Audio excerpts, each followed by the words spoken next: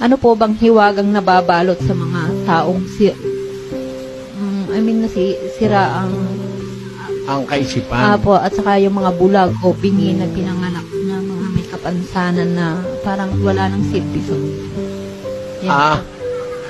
mali po yung perception natin na walang silbi yun. Halimbawa, halimbawa, ang asawa mo bulag. Napakalaki ng silbi nun. Ang asawa mo bulag, napakalaki po ng silbi nun. Dahil dun sa asawa mong bulag, makikita ng Diyos, banal ka talaga eh.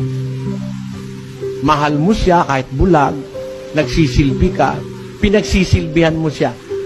Tayo po kasi, kung maintindihan natin ang halaga ng buhay, ang buhay po kasi, we do not live for ourselves.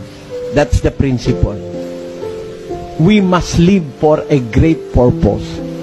Maaari, you live to serve God, para kandilihin ang mga asawa mo at mga anak. Ganon, paglilingkod sa Diyos yun eh. Kaya po hindi naman ang ibig sabihin, kung ang isang tao bulag, wala ng silbi eh. Unang-una, yung bulag, yung pipi, yung bingi, burden natin yun eh. Dahil sa mga yun na ipapakita natin sa Diyos ang ating compassion, pagmamahal sa kapwa, maliligtas tayo. Pag natuto kang magmahal, maliligtas ka eh. Magiging dapat ka sa Diyos eh. Kung walang bulag, walang pipi, walang bingi, wala tayong pagsisilbihang ganun, pare-pareho lang tayong mga tao, we cannot show mercy. Hindi magagamit yung mercy. Kaya nga meron tayong feeling of mercy dahil we have to be merciful dahil merong mga dapat kaawaan eh. At doon na nga yung mga less fortunate.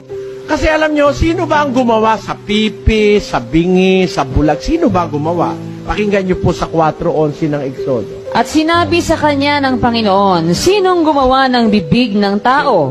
O sinong gumawa ng pipi, o bingi, o may paningin, o bulag sa tao? Hindi ba akong Panginoon? So, sinasagot ng Diyos. Siya pala gumawa ng pipi, bingi, bulag, may paningin, disabled, may diferensya sa isip. Siya gumawa eh. Kung siya gumawa, may kaligtasan ba yon? Pakinggan nyo sa unang Timoteo 4:10.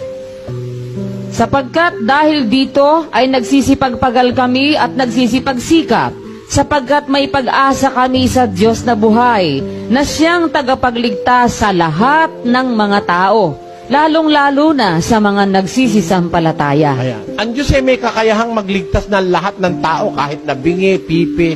Pwede na mailigtas ng Diyos yun eh. Maaari sabihin ng iba, paano maliligtas yun? Mas ligtas pa nga yun eh.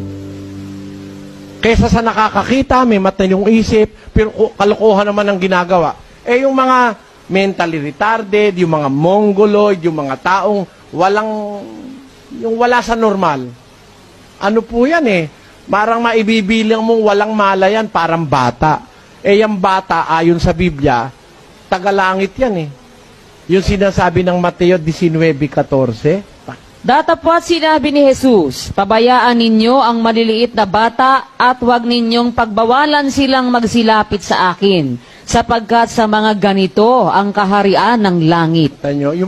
Yung maliit na bata, yun nga itinuro ni Kristo, tagalangit yun eh.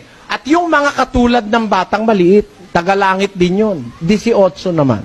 At sinabi, katotohanang sinasabi ko sa inyo, malibang kayo'y magsipanumbalik, at maging tulad sa maliliit na bata, sa anumang paraan ay hindi kayo magsisipasok sa kaharian ng langit. Kailangan pala ang makakapasok sa langit yung parang maliit na bata eh.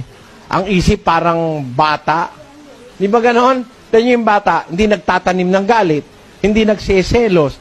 Yung bata, hindi nagsisinungaling, hindi pumapatay, hindi nangangalo niya, hindi mahala. Yung bata, nangahubot-hubat yung mga bata, walang iniisip na masama. Ganun dapat ang magiging dapat sa Diyos.